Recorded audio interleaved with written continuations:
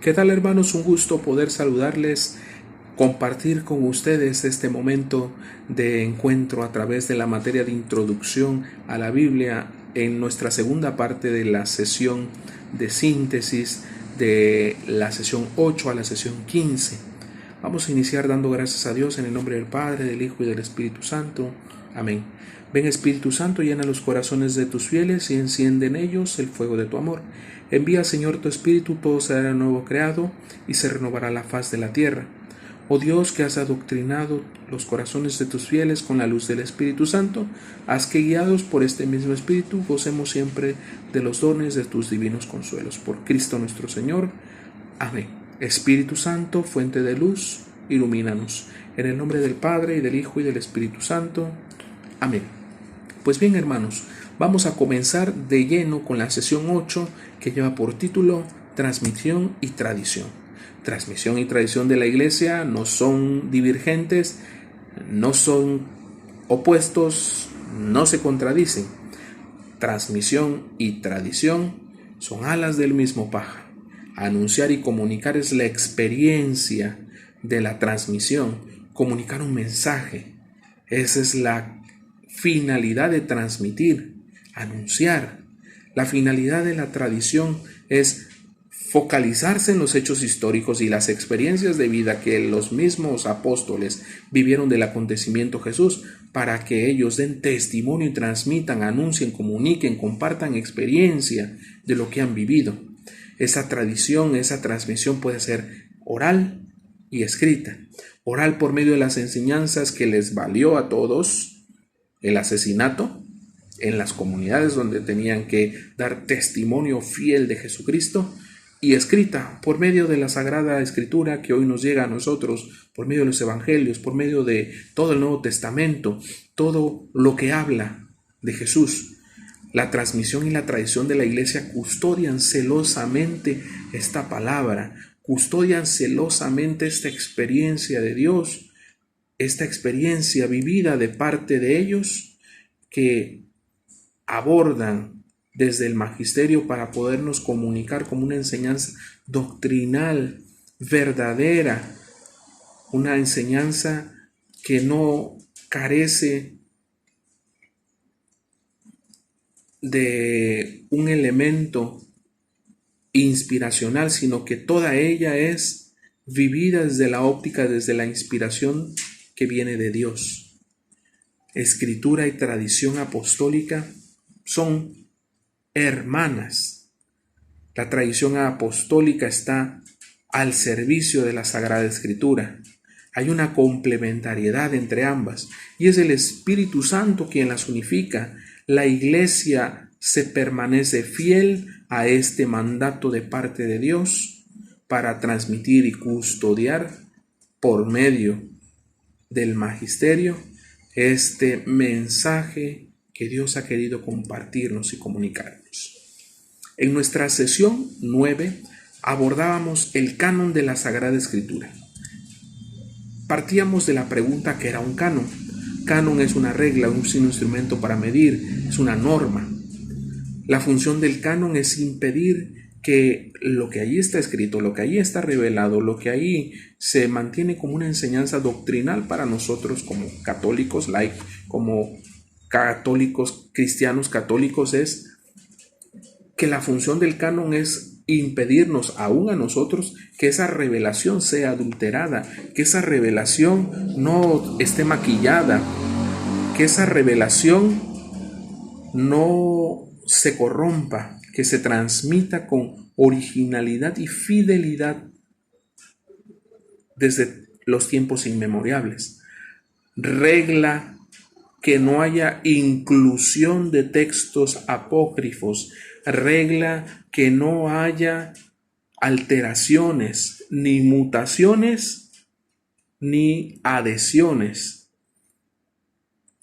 La función del canon es ser el órgano regulador de toda la sana doctrina. El canon bíblico es un catálogo oficial que define con precisión cuántas y cuáles deben de ser los libros que componen la Biblia. Y nosotros podemos preguntar, es que ¿por qué no pusieron más? Y a lo mejor hiciera. Puede ser que sí, puede ser que no.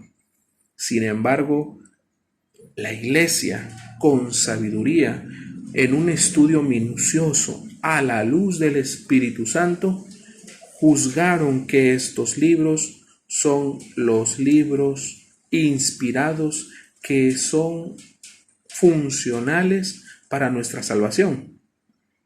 Pudiera ser que los otros que no fueron incluidos o que quizás son apócrifos nos iban a llevar a una fe muy fantasiosa. Si de por sí vivimos en una sociedad donde traemos una fe enclenque y una fe muy espiritualoide, muy hermanada y ligada hoy por hoy a las New Age, imaginemos si tuviéramos libros en nuestro canon bíblico que fueran de ese orden tan nebuloso y estelar sobre la persona de Jesús.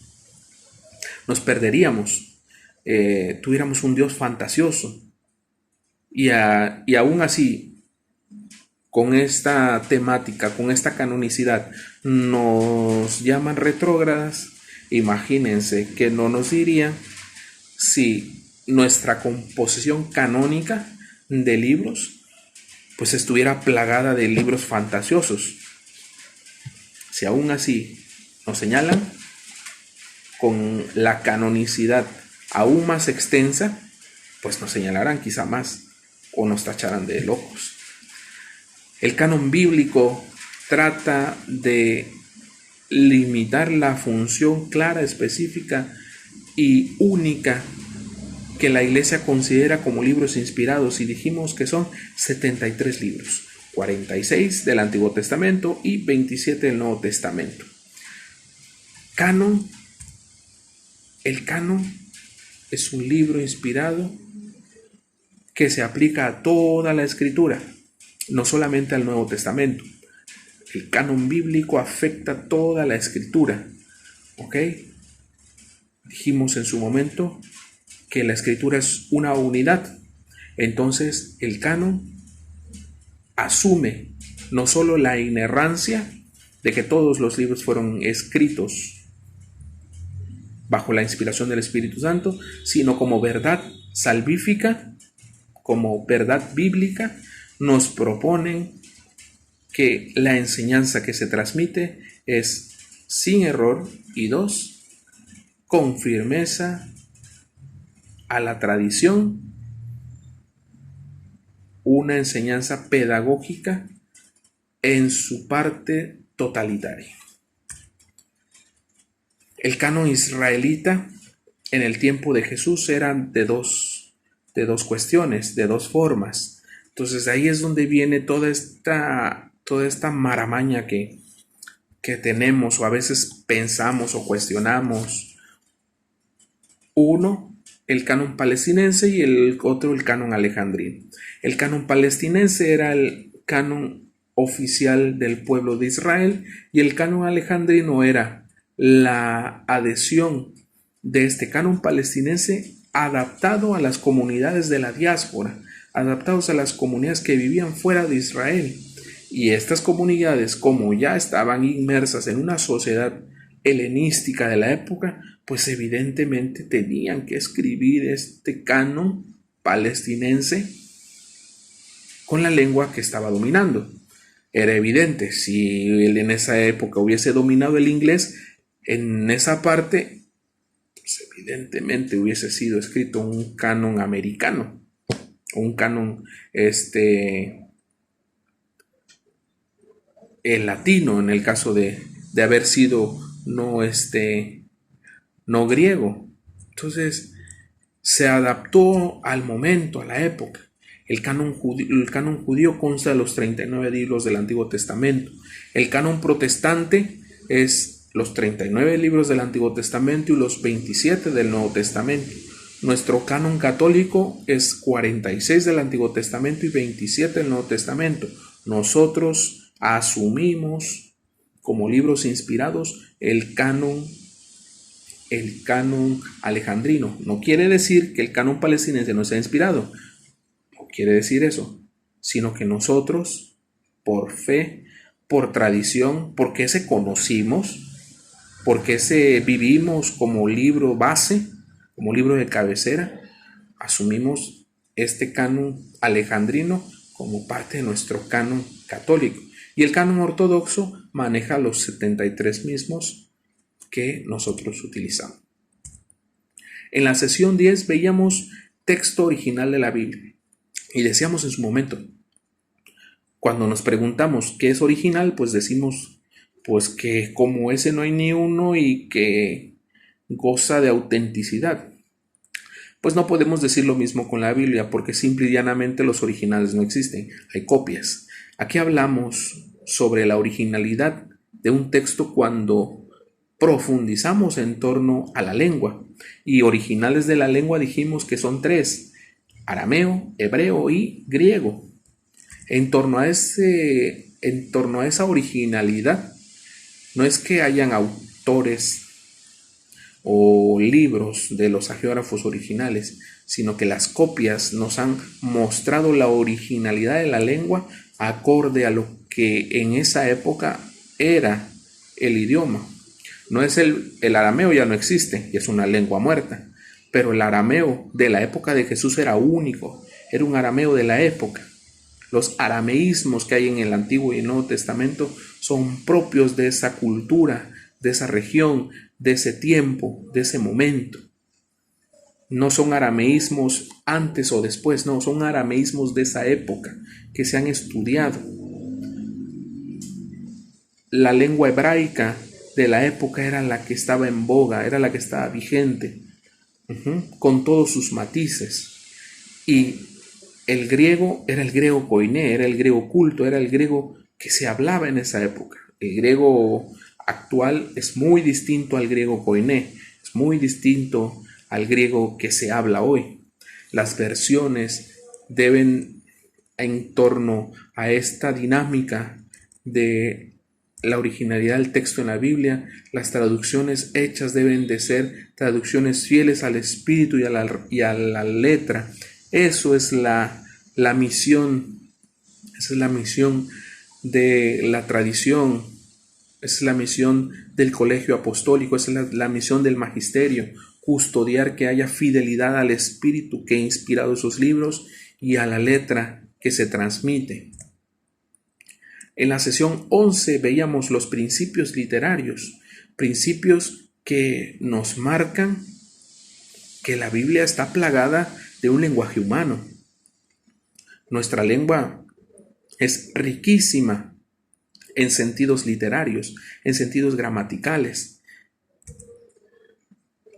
Nos hizo en su momento esta temática de la sesión 11 de los principios literarios hacer esta distinción entre exégesis y hermenéutica. La exégesis como un procedimiento para comprender un texto bíblico a la luz de Dios y la hermenéutica como ciencia de interpretación de un texto bíblico. Ambos apoyan y ayudan a la Biblia, ambos soportan el estudio bíblico para una interpretación. Nosotros, a diferencia de los católicos, de los protestantes, nosotros católicos, a diferencia de nuestros hermanos protestantes, pues no nos dejamos llevar por la libre interpretación, sino que interpretamos bajo la luz del Espíritu Santo y a la luz de la sabiduría del magisterio de la Iglesia. Los géneros literarios vienen a ser este conjunto de expresión que marcan una forma y un contenido de una obra, de un escritor. El modo de hablar de la época y de expresar los pensamientos, y abordábamos los géneros literarios que la Biblia comporta, un sinfín de géneros literarios: histórico, líbrico, didáctico, jurídico, profético, apocalíptico, epistolar, evangélico. Y aún en este tipo de generalidad de los géneros, valga la redundancia, hay figuras literarias, figuras que son símbolos, parábolas, metáforas, hipérboles, jugar con el lenguaje, las alegorías, leyendas, vidas ejemplares, genealogías, simbologías numéricas. Estudiar la Biblia sin géneros literarios es agarrar a la misma como una esfera mágica y que me diga el futuro. No va por ahí. Nuestra sesión 12 de los principios teológicos, esta fue un poco más allá, porque nos aborda la unidad de la Biblia como principio teológico. Los criterios del Vaticano II fueron 3, se adhirió uno más. Los 3 primeros criterios son la unidad de la Escritura en todo su factor, la tradición de la Iglesia, ¿ok? Esa que está en el corazón de la Iglesia misma, ¿ok? La Sagrada Escritura mira a la Escritura como el corazón que le hace palpitar, la analogía de la fe que nos sirve para comprender la conexión entre la verdad de fe y un conjunto de su totalidad. Y por último, el juicio de la Iglesia, que el juicio de la Iglesia es todo lo que se dice, queda sometido por parte de ella para asumirlo como verdad, como aquel argumento que debe ser dado con veracidad y con fuerza a la luz de Dios para conservar e interpretar esa palabra. El juicio de la Iglesia para nosotros es importante porque a la luz de ella, a la luz de su sabiduría y lo que ella juzgue como verdadero para la enseñanza y no afectar la doctrina, nos ayude a crecer en el amor a Dios y en el amor a la Iglesia.